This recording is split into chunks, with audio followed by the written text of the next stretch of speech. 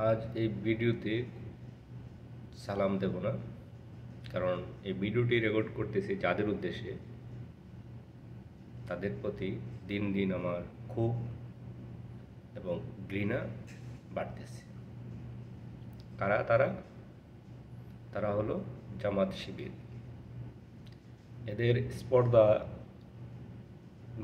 দিন দিন লাগামহীন হয়ে যাচ্ছে। বাংলাদেশে চোখে পড়ার মতন অপরাধী সাজানোর চেষ্টা করতেছে জাতীয়তাবাদী দলের নেতাকর্মীদের বিরুদ্ধে এই মিডিয়া হারামজাদা কিছু গং। কিন্তু জামাত যে তলে তলে কলেজ, ইউনিভার্সিটি, বিভিন্ন সরকারি প্রতিষ্ঠান দখলে নিতেছে, এটা কিন্তু যোগ্যতা অনুযায়ী না, দখলে নিতেছে, সেগুলি এদের নজরে পড়ে না। এবং কেউ সমালোচনা করলে তাকে বিভিন্ন রকমের, হয় সোশ্যাল মিডিয়াতে, না হয় ফিজিক্যালি, হয়তো কাউকে নাস্তিক বা কাউকে হত্যার একটা নেগেটিভ তৈরি করার চেষ্টা করে, এরা মব তৈরি করার চেষ্টা করে।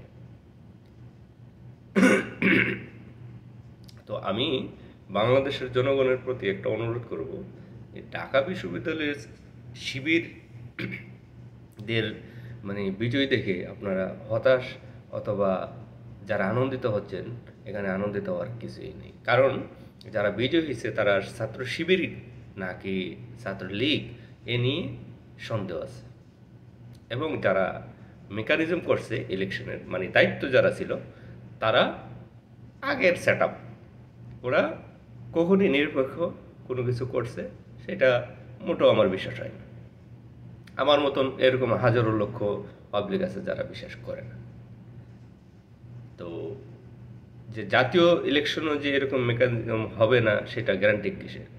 এই জামাত প্রফেসর ইউনূসের কাছে দাবি ছিল যে রমজানের আগে ইলেকশন, ফেব্রুয়ারিতে। তো সেইটা নিয়েও আলাপ আলোচনা করছে প্রফেসর ইউনূস বাংলাদেশ জাতীয়তাবাদী দলের ভারপ্রাপ্ত চেয়ারম্যানের সাথে। এখন এটা কিন্তু এদের পরামর্শে আলাপ আলোচনা করছে, কিন্তু এদের আচার আচরণ, এরার এমন একটা ভাবসাব যে না আমরা রাজি না, আমরা ওইখানে এইভাবে করবো না, ওইভাবে। আসলে কিন্তু এদের পরামর্শতেই এই আলোচনাটা হয়েছে, ঠিক আছে? এরার একটা ভাবসাব যে আমরা রাজি না, আমরা হব না। তো আসলে আমার কথা হলো যে এদের এত স্পর্ধা যে এরা রাজি হবে না, বা কেউ সমালোচনা করলে তাকে হত্যার হুমকি, বা তাকে নিয়ে বিভিন্ন রকম আজে বাজে মন্তব্য সোশ্যাল মিডিয়াতে। তো এরা যে মাথায় টুপি, মুখে দাঁড়িয়ে আর সাদা পাঞ্জাবি পরে এই ধরনের নিকৃষ্ট টাইপের কর্মকাণ্ড করতে পারে, এরা রাষ্ট্র পরিচালনা করবে সততা আর ওই ইসলামের নীতিতে? এরা তো রাষ্ট্র পরিচালনায় আসলে এদের কথার বাইরে গেলে, কাউকে বাইরে গেলে বুকে শিরিক করছে, তারে হত্যা করা যায়, এই কথা বলবে। এদের যদি ক্ষমতায় না যায়, ওই এই অবস্থা থাকে, তাহলে তো এরা যদি ক্ষমতায় পায় বলবে, এদের মতের বাইরে গেলে বলবে যে এরা শিরিক করছে, কুরআন অপমান করছে। যে জামাতকে অপমান করা কুরআন অপমান, এই ধরনের আইন করে বসবে। যেমন শেখ হাসিনা ছিল, যে শেখ হাসিনার বিরুদ্ধে সমালোচনা করলে রাষ্ট্রদ্রোহী মামলা হয়ে যেত। তো এখন আগামীতে তো যদি এই জামাতিরা ক্ষমতায় তো যাবে না, আমি বলতেছি আর কি, যে যদি যায় তাহলে জামাতির আইন করব যে জামাতের বিরুদ্ধে কথা বলা কোরআনের বিরুদ্ধে কথা বলা, হোক সে বড় আলেম। তো সবাই সতর্ক হন। এদের মুখে দাঁড়িয়ে আর মাথায় টুপি আর সাদা পাঞ্জাবি দেখা, ওই যে এই যে মাসুদ, জামাতের এক নেতা আছে, হাসিনার আমলে এখন বুঝতেছি যে হাসিনা যা করছে আসলে ঠিকই করছে। যে পিটাইয়া হুইল চেয়ারে যে বসায়, সেটা আদালতে নিত আর আনতো না, ওইটা ঠিকই করছে। হ্যাঁ, হাসিনার যা আছে আমি আমি বলতে বাধ্য হইতেছি যে যা করছে ঠিকই করছে। এখনো আমার মতে হাসিনারে আবার আসার সুযোগ দেওয়া হোক। হ্যাঁ, এরকমের হারামজাদা ওই তাইলে তো বোঝা যাইতেছে হাসিনার দলের যে নেতারা, কর্মীরা এই যে রাস্তাঘাটে মারামারি করতো, করতো হ্যামলেট পুইরা, তো হেমলেট পরা বাহিনী তো এই যে মাসুদের দলের লোকের ছিল, অর্থাৎ হাসিনার দলকে বাঁচানোর জন্য জামাতের এই যে সন্ত্রাসী রয়েছে তাই, নাই তো এই রকমের নিষ্ঠুর মানে কিভাবে আচরণ করতো, মানে প্রকাশ্যে মানুষকে হত্যা করে ফেলাইতো।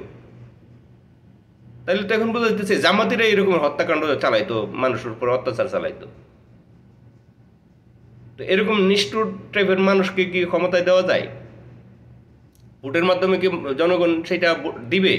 চুরি বাটপারি সিটারি ছাড়া। সবাই সতর্ক হন।